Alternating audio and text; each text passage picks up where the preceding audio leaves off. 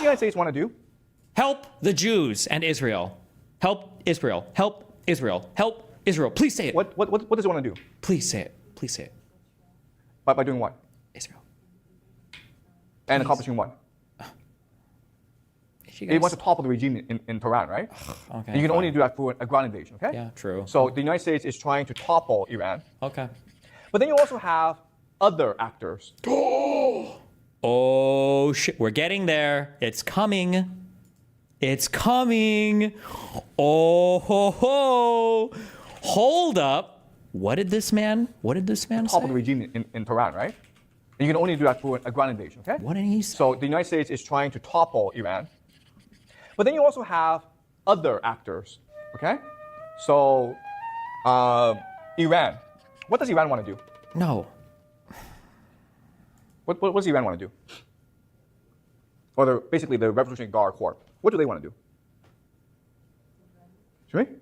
They want to kill as many Americans as possible, okay? You understand? They want to force an American land invasion, okay? So Iran wants to force a U.S. invasion, knowing that if the U.S. invades, it has to lose the war, okay? It will lose the war. Okay. Because the Revolutionary Guard can just send suicide bombers against the United States, okay?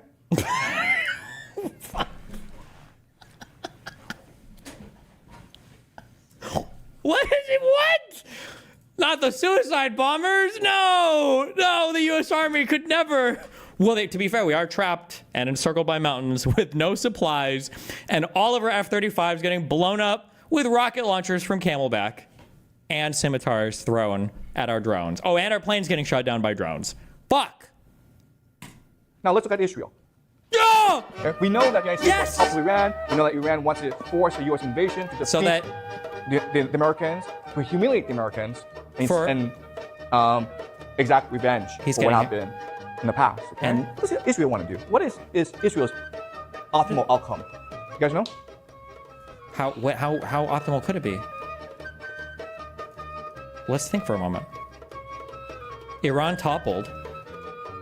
If you're Israel, The United States mired down in an what do extended you want war. to happen? I want the U.S. at war forever with Iran. Yes. I want Israel. I want America. Okay. Long So war. you want Iran defeated, okay? Yes. And then what do you want to happen? You want Iran defeated, you want the proxies defeated, and then what do you want to happen? Regime change. Regime change. With U.S. Do you want the puppet. United States to stay in the Middle East? Yes.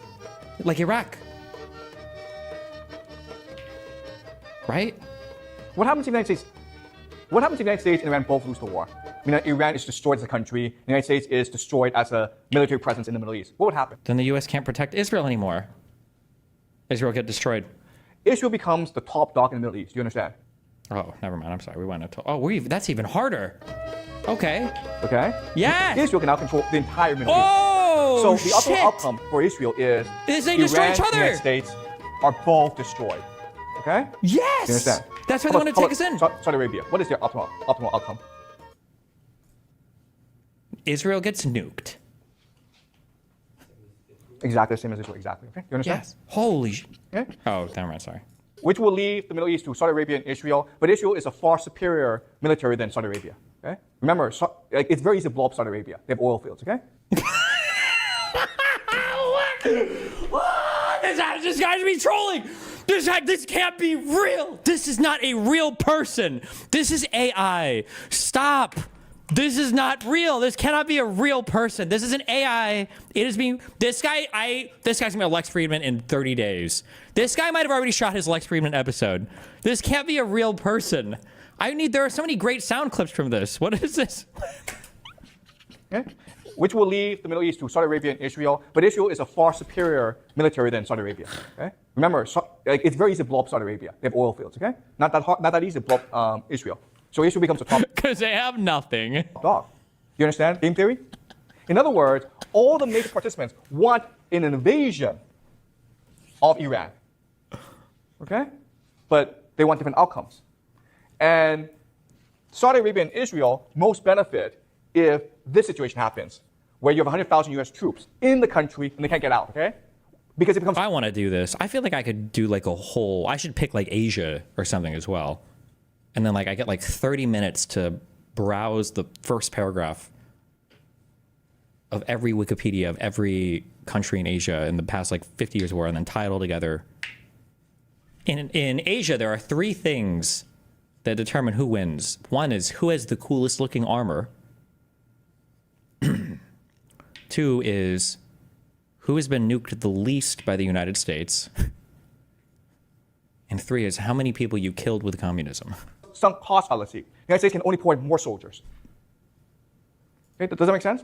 Well, but not too many, right? Because if we poured in 3 or 4 million soldiers, that's enough to win, right? That's like the key number. All right.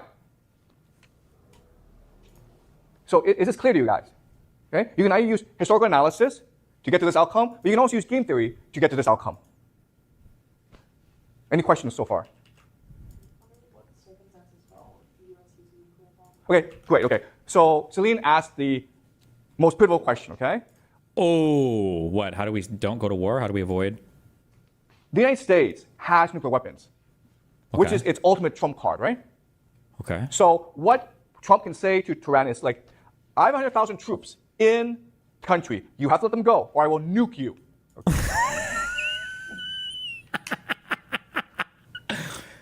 The U.S. instantly adopts a first strike doctrine, which I think was the reason why we didn't want. I think there's only 2 countries like that, right? Is it Pakistan and, or is it India and France? I might be making that up. France does everything kind of on their own. I think that's why France wanted nuclear weapons, because we were like, we only nuke people if they nuke us. We want the whole world to be mutually assured destruction. And France was like, whoa, we might nuke you first. And France might be the only country that does that. I don't know if India or Pakistan do, but France is just its own thing, and they're cool, all right? Okay? Okay. You understand? Trump can say that. Listen, I'm Trump. I'm Donald Trump. I can just nuke whoever.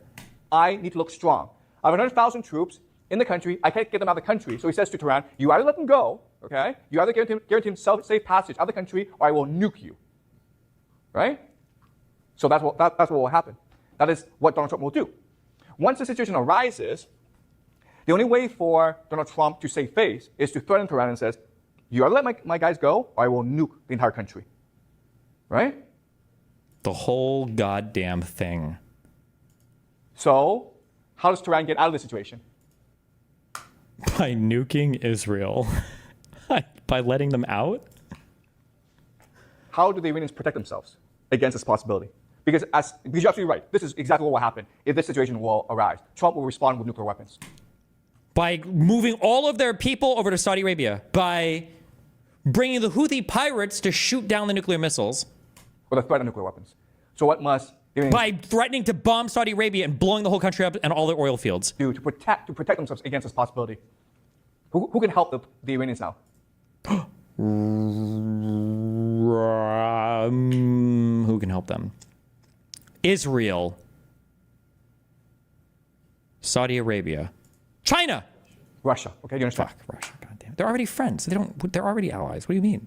So before this war happens, Oh, and that's World War III. Iran and Russia must come to an agreement where Putin says from the onset, Wow, Iran and Russia must come to an agreement where they like each other and are friendly with each other? No shot. That would never happen. Could it possibly? no one is allowed to use nuclear weapons. Okay? If Iran uses nuclear weapons, I will nuke Iran. If the United States Wait, what? uses nuclear weapons, I will nuke the United States. If Israel uses nuclear weapons, I will nuke Israel. Okay? If Putin says that, how will the world react? I don't know. The France will nuke Russia. If Putin says this, you are not allowed to use nuclear weapons, how will the world react? They'll nuke. He's a hero, Turkey. right? He saved humanity. Oh. But because he says this, the United States is now trapped. Oh. You understand? And so this becomes a black hole for the United States, where Wow. they can only send in more troops. They can't get any troops out. They can only send in more troops. What's the problem with this? What's It's sunken cost fallacy. sending in more troops? Sunken cost fallacy. We're not adapting to the terrain. Mission creep and no will to fight. And hubris. No, there's actually a huge problem with this idea of sending more troops. What is it? The Houthis will blow up all of our ships with their pirate ships. Okay, you can't, no one wants to go fight. You understand? Oh, will to fight! The military cannot recruit soldiers. Oh, that too. All right? Oh, so we have to draft conscription? But even if you did have enough troops, as Jack says, You can't resupply them. Why? Because of the mountains. Why can't you actually resupply your army? Why not? Mountains. But there's a bigger problem than the supply lines. What is it? What do you need to create bullets and ammunition? Stuff from China. America has no manufacturing capacity because America moved all its manufacturing capacity to China. Oh, Okay. shit. Oh my God. World War III. Okay? Remember this. So for every one ship that America can build, China can build 100. China can build 232 ships. Fuck. That's what the Pentagon says. Okay, do you understand? So if this war were to happen, We're fucked. there's absolutely no way America can win this war. We're It's completely just completely fucked. trapped inside Iran. And once We'll it's just be airdropping more and more troops in, watching them getting murdered by mountains as the camel riders shoot down our F-35s with RPGs. trapped, some It's fucking over. cost fallacy comes into play, and America Sunk cost fallacy, hubris, no will to fight, not adapting to the terrain. We should have bulldozed the mountains first. just puts in all its resources into the country, but it's a black hole. Okay? Yep. It cannot use nuclear weapons because Putin has said from the onset, you are not allowed to use nuclear weapons. Exactly. Right? But now the question then is, why would Putin do that? Right? Why would Because now Putin is the hero and all of Europe will stop fighting back and Ukraine will join Russia with honor. Putin involve himself in this war? And that's what Legitimacy. we'll discuss next class. Ah, God all damn right? it. How Putin sees this war and how Putin will react in this war. Okay? But before we end, are there any questions about any of this? Does this make sense to you guys? Yeah. This is clear. Any questions? Like, is it possible for the United States to make a run to Iraq? Is it possible for the United States to make it around through Iraq? Like, have they sent in armies? Oh, that's a great To send arms from Iraq? Excuse me, sir. There are mountains there, you fucking idiot. Hello? question. Yeah. It's not a good question. So Call him a the dipshit. problem with Iraq is that Iraq is an independent country. Do you understand? There are 10,000 American soldiers in Iraq. What about the mountains? So you would need their permission. Even if you have Do you think that would be difficult to get? their permission, there's a problem here because there are lots of Shia militiamen in Iraq who are loyal to Iran. Okay, and they would see the American invasion force as an opportunity to attack the Americans. Okay, because they're still angry about the Americans for what happened in Iraq. But even if they could Hello? Whose phone is just going off? have a staging area in Iraq, they still have to deal with mountains. Okay, do you understand? There we go. All right? The mountains. I mean, the problem is you have 100,000 troops in the country. You have to get they're trapped. out of the country. Okay, and it's very hard to get them out of the country. If you go through the mountains, you're gonna get an ambush in the mountains. Yeah, if you go through the mountains, they basically lit half of Iran's population. They're mountain men. If you go through the air, those drones are gonna strike you down. You can't go through the air. How are they going to go through the air?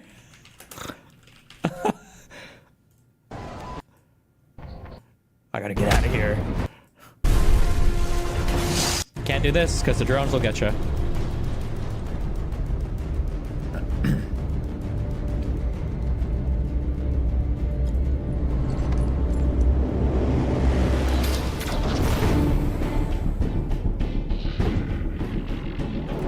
This guy would die 100%, right? How fast is this plane? What is the minimum speed of this plane to be in the air?